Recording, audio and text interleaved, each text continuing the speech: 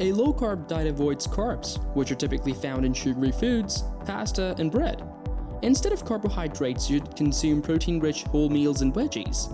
Although, what is low carbohydrate for one person may not be for another. There is no medical definition of low carb. Essentially, it involves eating lesser carbs than usual. A low-carb diet, on the other hand, may include 50 to 100 grams of carbohydrates each day. A ketogenic diet contains less than 100 grams of carbohydrates per day, whereas a moderate carb diet contains 100 to 200 grams of carbohydrates per day. Before we get into this ultimate guide to a low-carb diet, please like, share, and subscribe to this video. Having said that, numerous studies show low-carb diets can result in weight loss and better health indices. These diets have been around for a long time and are recommended by many experts. Even better, there is frequently no need to track calories or use specialized products. All you have to do is eat whole foods that provide a balanced, nutritious, and full diet. Carbohydrates such as sugars, starch, and fiber are contained in practically all diets to some extent, but in much higher proportions in bread, oatmeal, pasta, cereal, and other grains, as well as fruits, legumes, potatoes, and certain dairy products. Carbohydrates can be found in even the healthiest vegetables, such as kale and broccoli. Meat, poultry, eggs, and nuts, on the other hand, are low-carb foods, with the majority of calories coming from protein or fat. While carbohydrates have some advantages, some people believe that they induce weight gain and harmful blood glucose spikes. A low-carb diet seeks to consume as little carbohydrates as possible by focusing on protein and fat and limiting high-carb food. If you enjoy eating steak, poultry, and scrambled eggs, a low-carb diet may be the best approach for you to lose weight without feeling deprived. Continue watching to the end for a comprehensive guide to getting started with a low-carb diet to decide if ditching the bread is your path to better health. What is low carb? A low-carb diet consists of eating fewer carbohydrates while eating a larger amount of protein and fat. This is also known as a keto diet. Not all low-carb diets, however, result in ketosis. Low-carb diets, by definition, limit carbohydrate consumption. However, there are no definite guidelines on how much carbs you can consume on a low-carb diet in general. Certain low-carb diets require strict carbohydrate consumption levels, such as keto diet I mentioned earlier. But the word low-carb diet is an umbrella term that encompasses any eating pattern that reduces carbohydrate intake. However, the macronutrient split in a low-carb diet typically limits carbohydrates to 25% of daily caloric intake. The remaining 75% is made up of protein and fat, with the quantities of each being variable.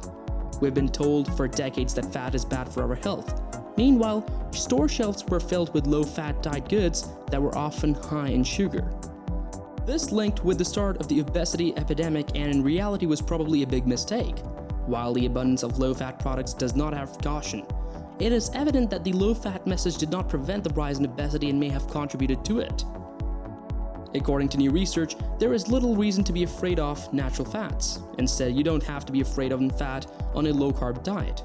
Simply reduce your sugar and starch intake, ensure you're getting proper or even high levels of protein, and eat enough natural fat to enjoy your meals. When you eliminate sugar and carbs, your blood sugar levels tend to stabilize, and the levels of fat-storing hormone insulin falls, which may make it easier for you to burn body fat. However, even though a low-carb diet has numerous demonstrated benefits, it is still controversial. The major possible risk concerns drugs, particularly those used to treat diabetes, where doses may need to be adjusted. This video is aimed at adults who have health difficulties, such as obesity, who could benefit from a low-carb diet. What are the benefits of a low-carb diet? Low-carb diets, like most popular diets, are designed to help people lose weight and improve health markers. Excess sugar consumption is linked to weight gain and obesity. High cholesterol and type 2 diabetes because it raises insulin production and exposure. Sugar intake is dramatically lowered by reducing carbohydrates, which reduces insulin secretion and typically improves health measures.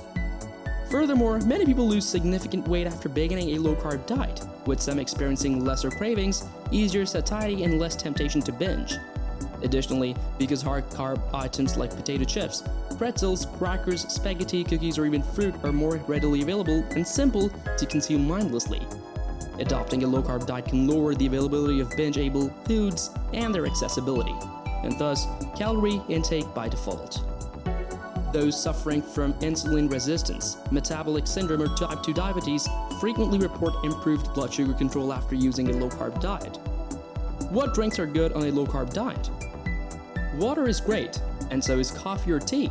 Sweeteners should be avoided if possible. A small bit of milk or cream is fine in coffee or tea. but avoid cafe latte.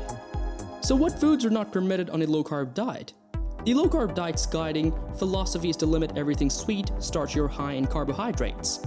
As a result, most carbohydrate-rich foods are prohibited or should be consumed in moderation.